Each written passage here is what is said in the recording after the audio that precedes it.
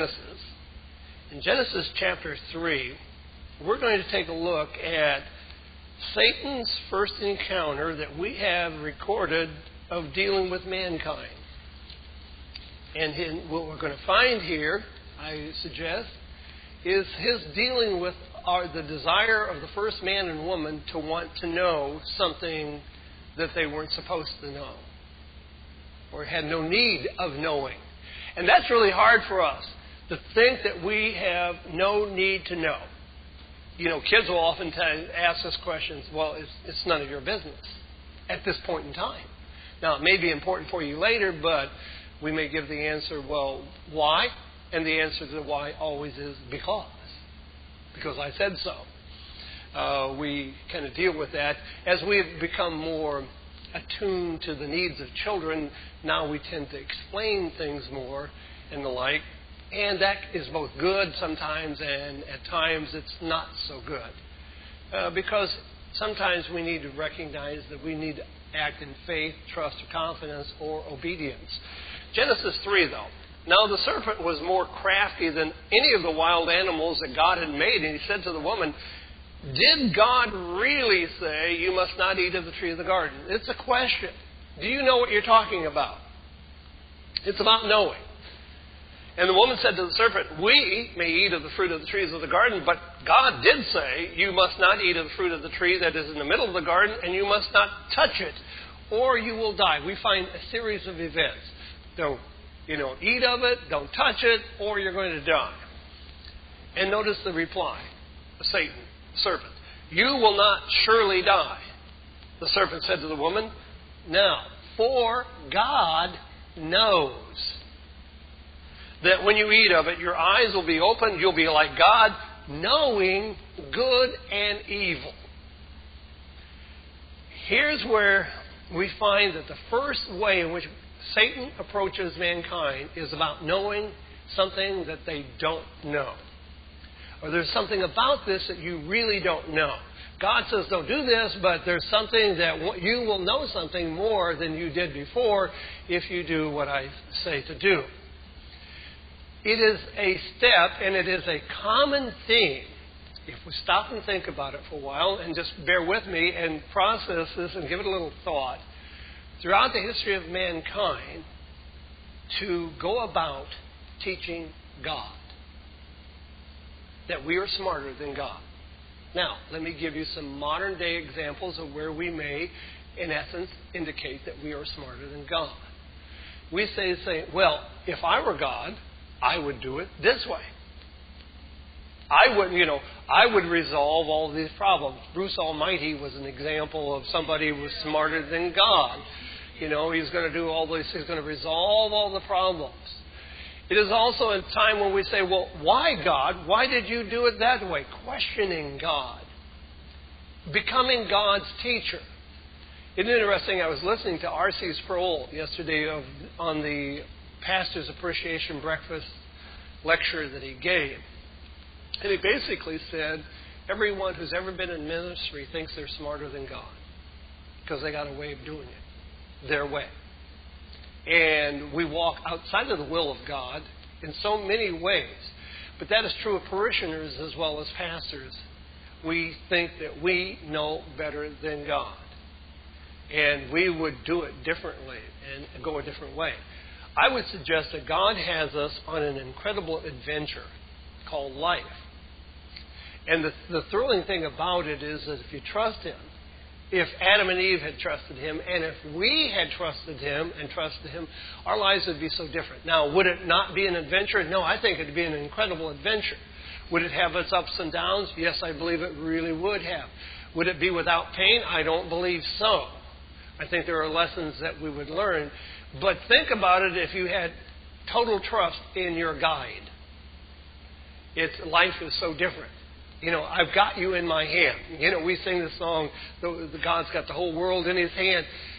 We sing it, but we don't believe it. I mean, that's the reality. We don't. We find ourselves in circumstances where we really not sure that God knows what He's doing because we venture off in our own way and we do things differently.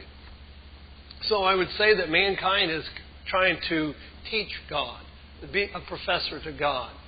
And that isn't the way that really it ought to be. But for our sake, and for the sake to understand that we're not the only one, that sometimes you can think that you're doing really good and got everything in order and think that you're not trying to teach God when indeed you are. And I want to read this example from Job, the book of Job. Here was a man, by all outward appearances, that we would not confront in terms of righteousness. I mean, Job talked about God and all the things that God did. But let's take a look at what God had to say to Job at the end of this in Job chapter 40, verse 1. And the Lord said to Job, "Will the one who contends with the Almighty correct him?" He's asking Job, are you correcting me? You think you can correct me? "Let him who accuses God answer him." In the King James, it says, "Let him who reproves God." Job, again, God's response to him is, where were you, Job, when all of these things? You think you know it, you got it all together. You don't. Job chapter 40, verses 1 and 2.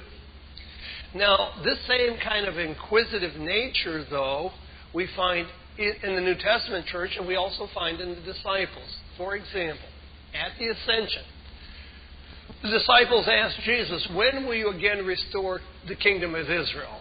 And what was Jesus' reply to them? "It is not for you to know the times or the seasons." That is an important lesson for us to understand. It is not that God will not let us know, but sometimes God tells us it's not for you to know this time and season. And we tend to think, well, I got to know everything. God, you got to spill all the beans. I need to know everything so that I can live my life accordingly.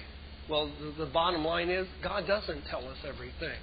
And we don't know everything. He didn't tell Adam and Eve everything about that. He gave them some general instructions and obedience.